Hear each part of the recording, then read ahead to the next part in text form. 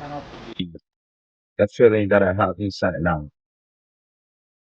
I would want you to come have a visit, come back to Ghana specifically, make a connection with your ancestors here. Whoever has traveled to Ghana and has not been here, I think you've not really connected well. You should be here. Here is called Assin Manso. This is where our ancestors had their last bath in this particular river. Don't conceal. That's ancestral river. That's the name of ancestral. So the name of the river is called Ancestral River. Don't conceal. Don't call in a Kan proverb means slave. Yeah. I am here in Ghana and you cannot believe the connection I just had. The reflection. Come here, commune with your ancestors, reflect on how your mother, your great grandmother, your great grandfather, whoever, come and notice the reason why you are up there, because you're not supposed to be there.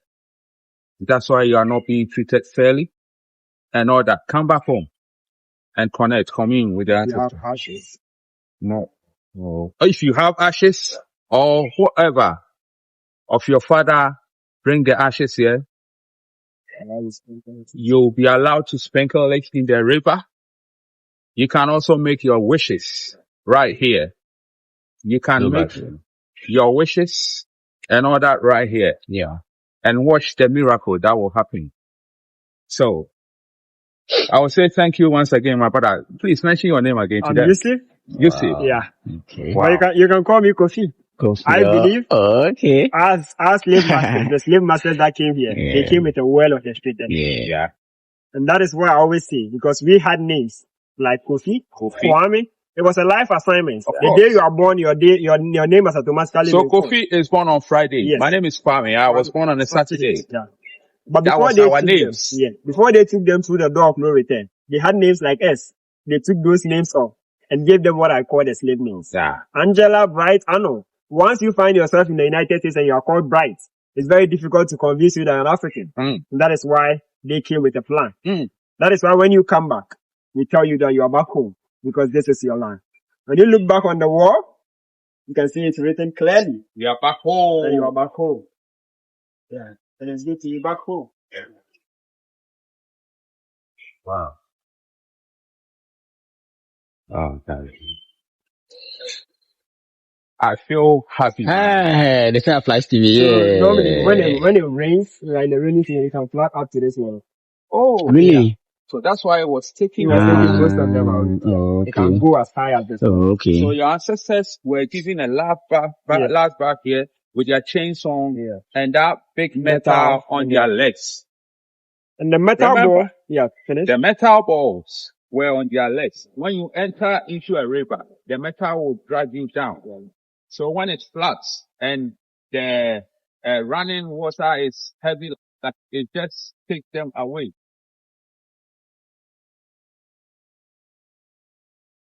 And what I believe is, the metal ball that was found in this river in 2005 was a miracle. Yeah.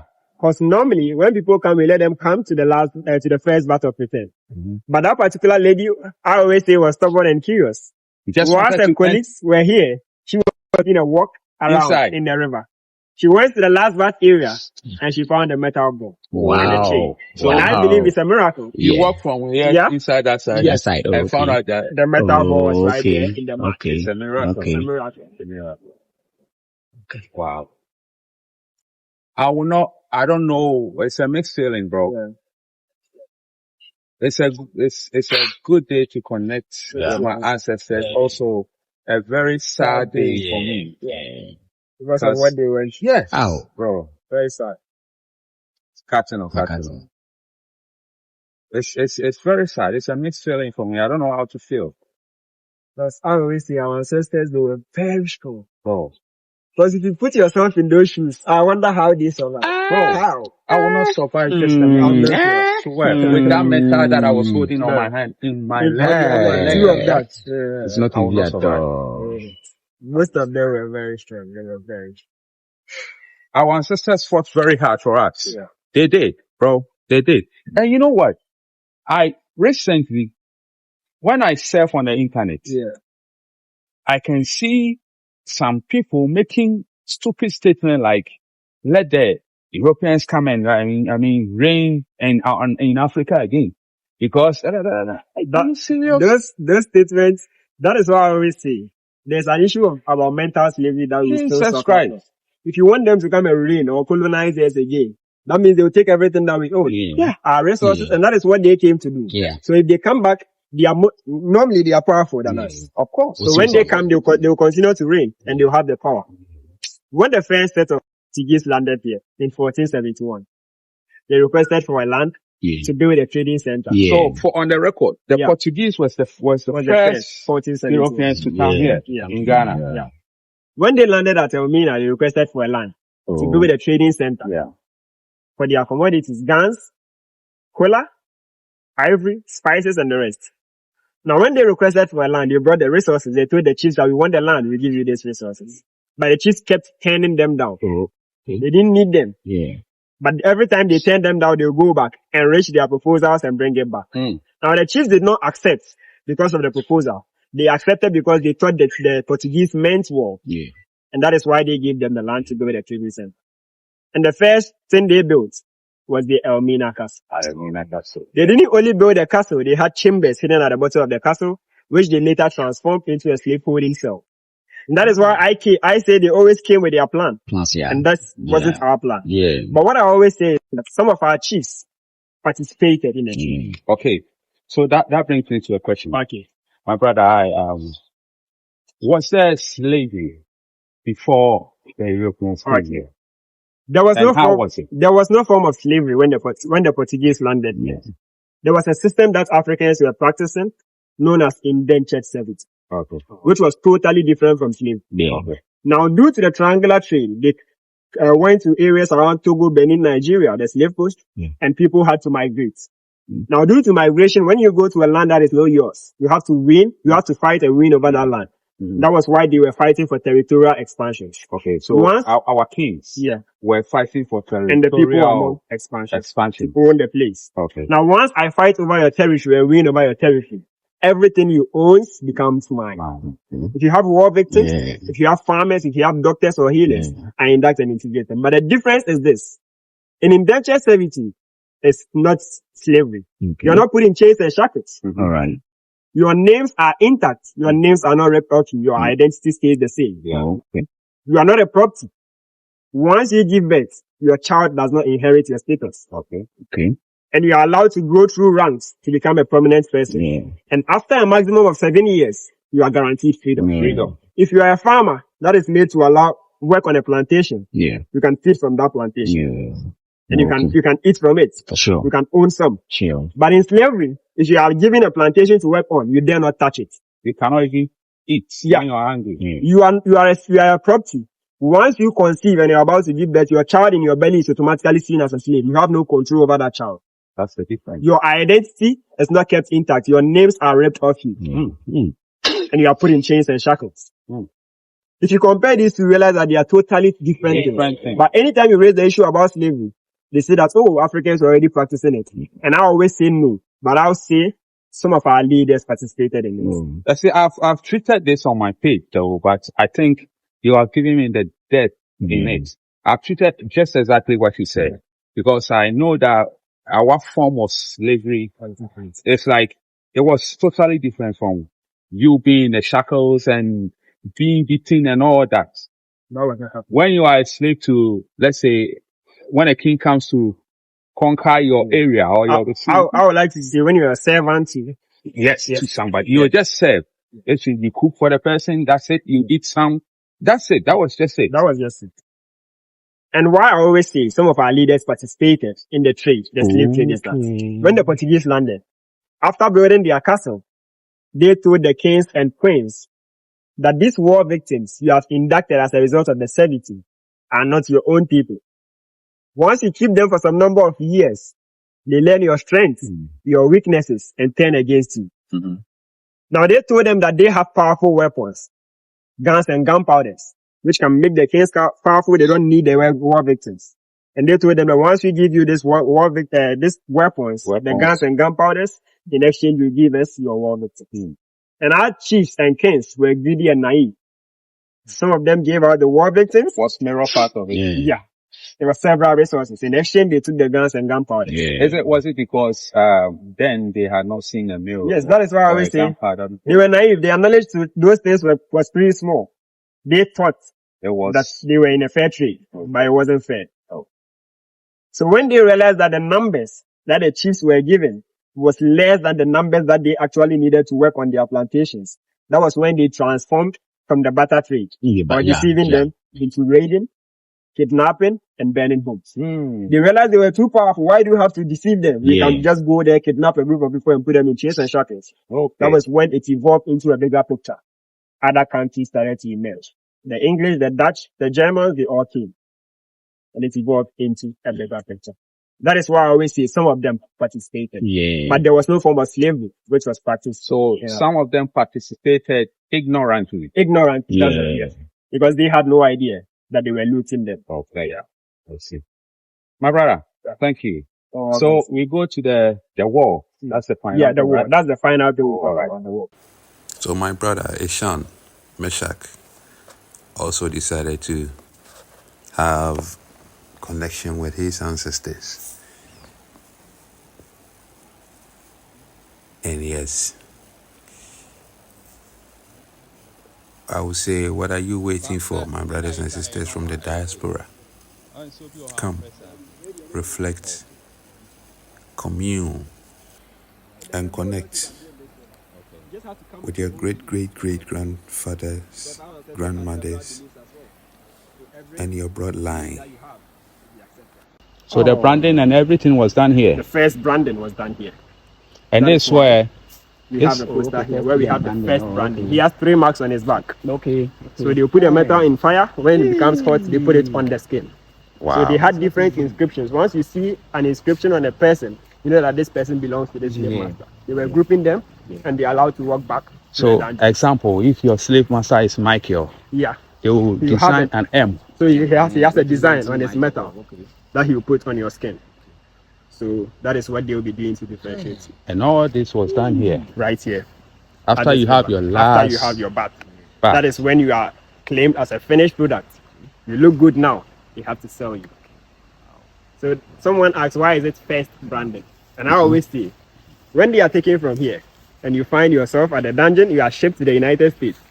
If you go there and another person buys you, he'll give you his own branding. That is why this is termed as first. Wow. So the first time you are sold, you get your first branding. So when you get to the dungeons and somebody buys you there, they brand you, they rebrand you again. So from the they bought you already, so they'll take you to the dungeon and let you wait. That's like a storage place for them. They are made to wait there, awaiting shipment. Now when they ship you to whatever country you are going to, maybe you're allowed to work on a plantation. The person there sells you to another person. He also give you his own branding to identify you. So this is how they've been lined up. And you can see them being given the branding. The metals are put on their skin to identify them. And they have been allowed to walk back to the dungeons. So this place is closer to Cape Coast Castle, Elmina Castle, and the Fort Amsterdam. So when the slaves are bought from Salaga and all those far places, they are brought here in this river. You go and have your last bath here, and afterwards you are being, the unction starts from here, and the first branding, like as we said, the first branding will start. So your slave master that will buy you here will brand you here, and then from here you are taken to the dungeons, the Cape Coast dungeon, and then Elmina Castle dungeons, right? And the Fort Amsterdam. The interesting thing and sad thing is that when you get to the dungeon, you might not be shipped on the same day. You might be awaiting shipment for like 2-3 months. You are inside that cell. That's what I call the hell. for 3 months. There is no good food and water, no lighting. No food. No good food and water. They give them food, bread and water, but they don't give them good food, as I said. No ventilation, no lightning. They were given buckets inside the dungeon to ease themselves. You could imagine the stench. Most of them develop disease, they die. As people are around, you just be sitting on a bucket. So I always say, you'll be in darkness for like 3 months. The first time you come out is when you see the light, because you are inside a cell and everything. When you come, because of the rays from the sun, you even have to scratch your eyes to see. You open, and the first thing you see in front of you is a door of no return. Jesus Christ. You know that you are never coming back. Most of them held onto the door, not wanting to. You are being uprooted from your own land. Yeah. It was very sad. And I believe not just the physical torture was what haunted them. The emotional trauma. Because imagine if you and this guy are brothers, your blood brother, and you know see me you are trying to hurt this person and there's nothing that you can do. You can't do anything. The emotional trauma and everything, it was more. You can't do anything. Yeah, because you know you could also die because you also survived. Or you'll be watching your brother being branded. Or being whipped. Being whipped. Yeah. There's nothing that you can do. Oh, God. It was very sad. So, brothers and sisters from the diaspora, I quote myself from the part 1. Some people got a chance to come back, but they were not able to come back alive. What are you waiting for? Come back home alive and witness your homeland. Feel your homeland. This is where you belong. Yes, so after going there, we needed to have a spiritual cleansing. And as you can see, that's a calabash. That's a calabash. And a leaf. In Akan parlance, we call it nyenya. When you can actually bath with it. You can actually bath with it on your whole body. But yes, we were just cleaning our legs. And it drive away every negative spiritual effect on you. So yeah. That's it. Come and have a feel of all this. The feel of Africa. Come back home. Then we were about to say goodbye, and I saw people were trooping in to also have a feel. What are you waiting for? We are waiting for you here. This is a cable land. Kindly subscribe for more videos. Love to everybody. Bye. In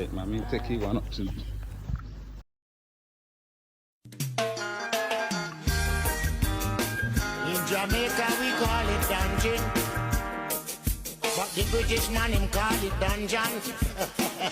If it that them sanction, if you saw what took place down in Cape Coast dungeon, West Africa.